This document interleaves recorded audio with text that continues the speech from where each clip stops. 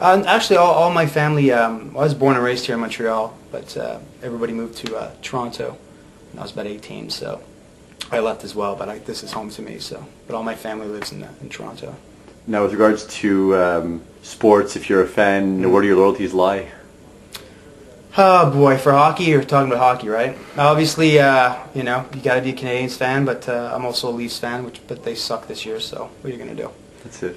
You know, Canadians are still in it, and it's great. You know, I'm a fan of hockey anyway, so whoever wins, I just enjoy the excitement of the game. You know, I'm really not hardcore anymore for a certain team like I was when I was younger. So there's so many teams now. There's 958 million teams, so it's like, you know. But it's nice to see a Canadian team still in it, so it's great. Also, about 958 million bands in the metal scene now. I know. I know. What are your opinions on this mushrooming of the style that, I mean, you saw, I'm sure, emerge over the last 15, 20 years?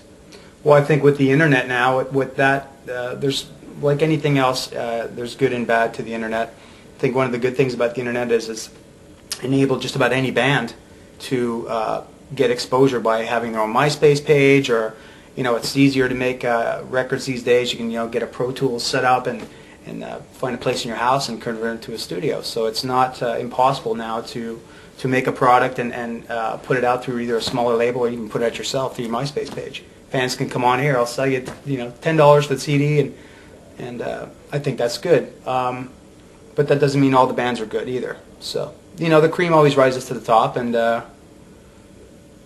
there you go. You know, I wish everybody, any band that tries to do this, I wish them well. I think one of the worst things about music, not just metal, is internet piracy. The whole debatable thing about some of these kids thinks they have the right to burn your CD and not buy it and give it to 25 of their buddies and put it on their iPods. That, to me, although in a way it's good because you're sharing music with your friends through a band they may not know. The problem is, if none of them are buying it, how are these bands supposed to survive? Mm-hmm. The bands who are smaller bands can't survive because, A, the record company won't give them any tour support. This is a long, detailed conversation, and it's an arguable conversation as well. Some people think it's okay, some people don't. I'm older and I'm a little more old school. To this day, I always support the scene and buy the music that I like.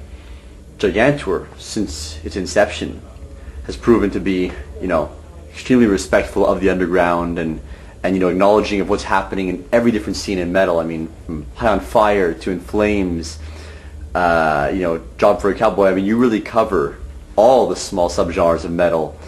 Not just metal either. I mean, look what we did with, God, who are those guys? They're friends of mine too. I can't even think of the name. And they're on Gigantour 1. Nevermore? No, not Nevermore. Oh my God, I need more coffee. Well, anyway, I'll remember the names as we keep going. Necessarily picking bands to who are the most popular bands of the day. That's not what this is about. This is more about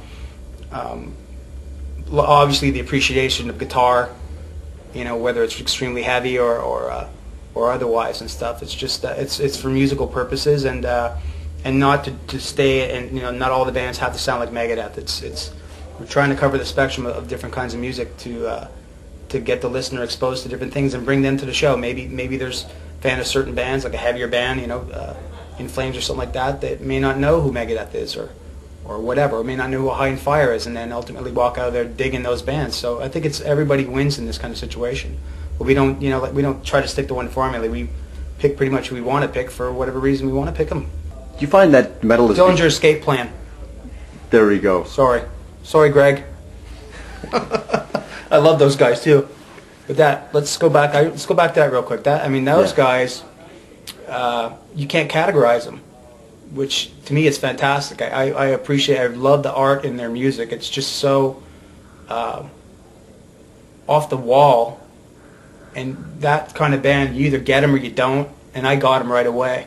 And it's funny because this is the third Gigantour now, of all the bands who play on stage, that band got the most. Other bands, like all the other bands, were on side of stage just watching because you never know what they were going to do. It was so entertaining for me. I just absolutely loved it. Like living in the States?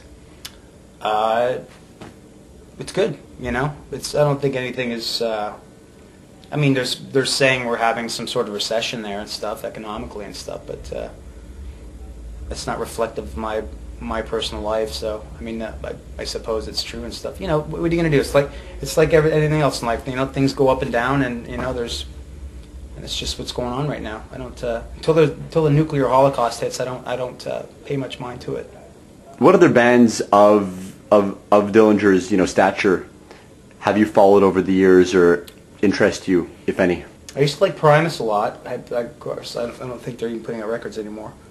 Those guys are neat. One band that was a great metal band, but they're really progressive and really wacky, was a band called out of Texas called Watchtower. I don't even know if you ever heard of those guys. Of course, that was Ronnie's old band. Yeah. Ronnie Jarnzonbeck. Yeah, so those guys were really off the wall to me. It's like, man, to this day, you know, Glenn and I still listen to that album and stuff. And actually, I think Glenn communicates with Ron to some point. His brother Bobby is a friend of mine, and yeah, those guys were really wacky, man.